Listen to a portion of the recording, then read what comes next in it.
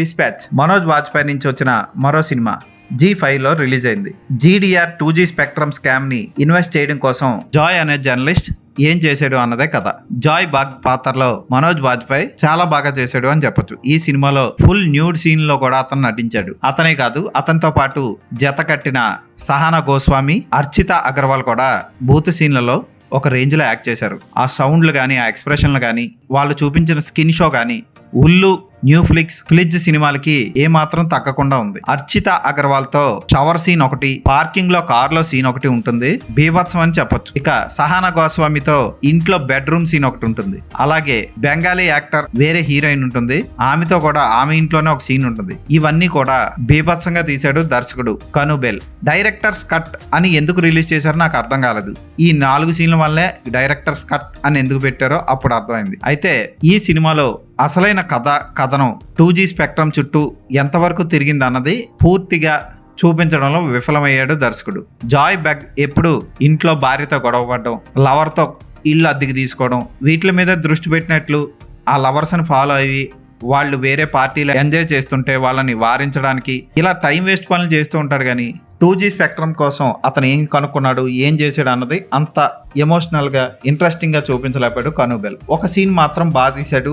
ఉదాహరణకి vigilance officer గా duplicate ID card తీసుకొని ఒక కంపెనీకి వెళ్తాడు. అక్కడ సీన్ మాత్రం బాగా తీశాడు దర్శకుడు. చాలా బాగుంటుంది ఆ సీన్. ఆ సీన్ లో ఆఫీస్ నుంచి పారిపోవడం కోసం జాయ్ చేసే పనులు చాలా బాగుంటాయి. ఇక ఈ సినిమాలో తలనొప్పి వచ్చే సీన్లు చాలా ఉంటాయి. చాలా స్లోగా సాగుతుంది కథనం. ఇంట్రెస్టింగ్ గా ఎక్కడ అనిపించదు. క్లైమాక్స్ లో జాయ్ పాత్రకి ఇచ్చిన ముగింపు కూడా జస్ట్ యావరేజ్ గా తీశాడు కనుబెల్ అనిపిస్తుంది. ఇలాంటి సినిమాలకి రానెస్ అనేది అన్నిట్లోనే ఉండాలి. కేవలం బూతు సన్నివేశాల చిత్రీకరణ మీద చూపించిన శ్రద్ధ మిగిలిన సన్నివేశాల్లో దర్శకుడు కనుబెల్ చూపించలేకపోయాడు.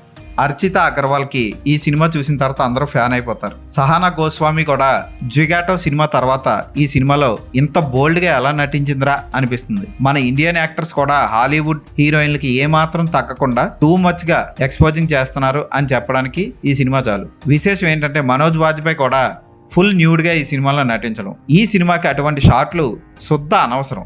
ఏదో ఓవర్ గా న్యాచురల్ గా తీసేద్దాం అన్నట్లు తీశాడు కానీ కనుబెల్ ఆ సీన్లు ఈ సినిమాకి ఎక్కడా కూడా ఉపయోగపడవు. దాని బదులు స్పెక్ట్రమ్ కేసులో హీరోని బెదిరిస్తున్నది ఎవరు, వాళ్ళు ఎలా తప్పించుకుందాం అనుకుంటున్నారు, హీరో సంపాదించిన సాక్ష్యాలు ఏంటి, వీటి మీద దృష్టి పెట్టకుండా వాటిని ప్రేక్షకులకి తెలియజేయకుండా ఏదో జరుగుతుంది, ఏదో అయిపోతుంది అన్నట్టు హీరో ఫీల్ అవడం, గవర్నమెంట్ పోలీస్ ఈ స్కామ్ లో ఎంతలా ఇన్వాల్వ్ అయ్యారు అన్నది కూడా సరిగ్గా చూపించడంలో దర్శకుడు ఫెయిల్ అయిపోయాడు.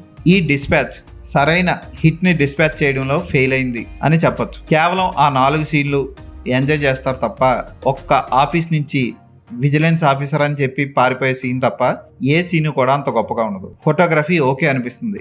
టైటిల్స్ కూడా సరిగ్గా ఎవరు ఏం చేశారు అన్నది వేయడానికి ఇబ్బంది అనిపించి క్లైమాక్స్ లో వేశారు. మనోజ్ వాజ్పేయి కోసం ఈ సినిమాను చూసి టైం వేస్ట్ చేసుకోవాల్సిన అవసరం అయితే లేదు. ఈ సినిమాకి నేను ఇచ్చే రేటింగ్ 2/5.